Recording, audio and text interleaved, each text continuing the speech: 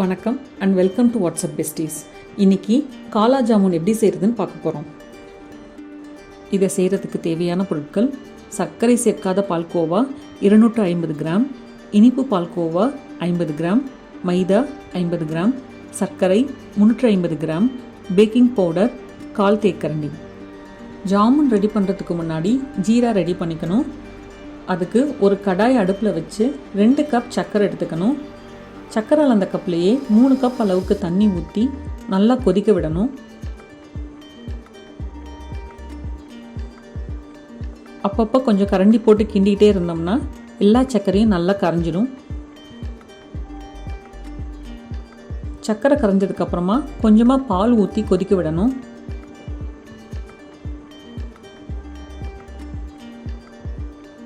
பால் கொதிச்சு வரும்போது சர்க்கரையில் இருக்க எல்லா ஆளுக்கும் நுரைச்சிக்கிட்டு வரும். அதை ஒரு டீ ஃபில்டர் போட்டு சுத்தமாக எடுத்துடலாம். இப்போது இதில் கொஞ்சம் ரோஸ் எசன்ஸும் ஏலக்காய் பவுடரும் போடணும். அது அந்த ஜீராவுக்கு நல்ல ஃப்ளேவர் கொடுக்கும்.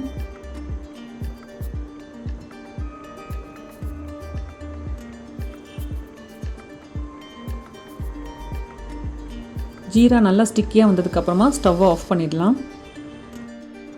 இப்போது ஜாமுன் ரெடி பண்ணுறதுக்கு 350 கிராம்ஸ் ஸ்வீட் போடாத கோவா எடுத்து நல்லா பிசைஞ்சிக்கணும். இதை கட்டி இல்லாமல் நொரப்பு இல்லாமல் நல்லா சாஃப்டாக வர வரைக்கும் இந்த மாதிரி நல்லா மசிச்சு விடணும்.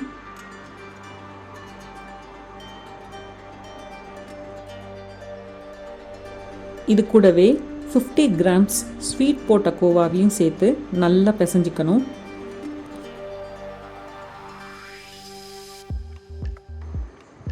இந்த மாதிரி நல்லா மசிச்சு விட்டால் தான் மாவு நல்லா சாஃப்டாக இருக்கும்.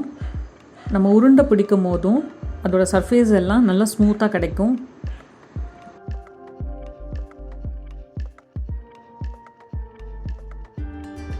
கடைசியாக 50 கிராம்ஸ் மைதா மாவும் ஒரு பிஞ்ச் பேக்கிங் பவுடரும் போட்டு கட்டி இல்லாமல் எல்லாம் ஒன்று சேர நல்லா பிசைஞ்சிக்கணும்.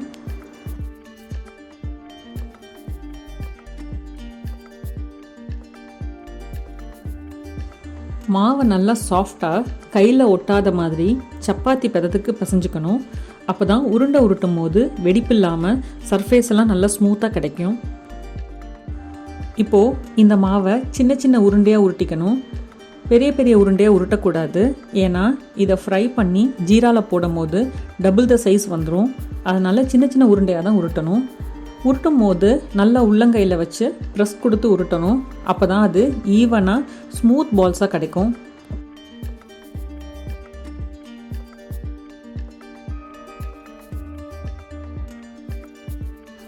இந்த உருண்டைகள் எல்லாத்தையும் எண்ணெயில் போட்டு பொரிச்சு எடுக்கணும். அதுக்கு ஒரு கடாயில் எண்ணெய் ஊற்றி எண்ணெய் சூடானதும் லோ ஃப்ளேமில் வச்சு ஒவ்வொரு உருண்டையாக போட்டு ஃப்ரை பண்ணி எடுக்கணும். ஹை ஃப்ளேமில் வைக்கக்கூடாது. வச்சோம்னா பால்ஸ் எல்லாம் வெளியே மட்டும் ஃப்ரை ஆகிருக்கும், உள்ளர சரியாக வேகாது. போட்ட உருண்டையெல்லாம் கொஞ்சம் எழும்பி மேலே வரும்போது ஒரு கரண்டி வச்சு அதை லேசாக திருப்பி விடணும். கரண்டி போட்டு அடிக்கடி ரொம்ப கிண்டக்கூடாது.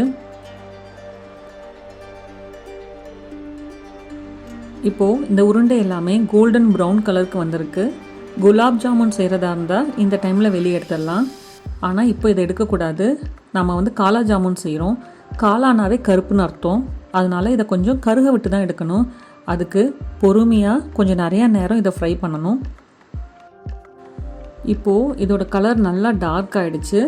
இந்த டைமில் நம்ம எல்லா உருண்டையும் வெளியே எடுத்துடலாம்.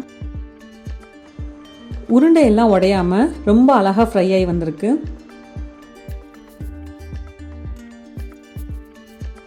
அடுத்து இது எல்லாத்தையும் சூடாக இருக்கிற ஜீராவில் போட்டு 20 to 30 மினிட்ஸ் ஊற விடணும். அரை மணி நேரம் கழித்து பார்த்தா நல்லா ஜாமுன் எல்லாம் உப்பி வந்திருக்கும். ரொம்ப ஈஸியாக அருமையான காலா ஜாமுன் ரெடி ஆகிடுச்சு. நீங்களும் ட்ரை பண்ணி பாருங்கள். தேங்க்ஸ் ஃபார் வாட்சிங்.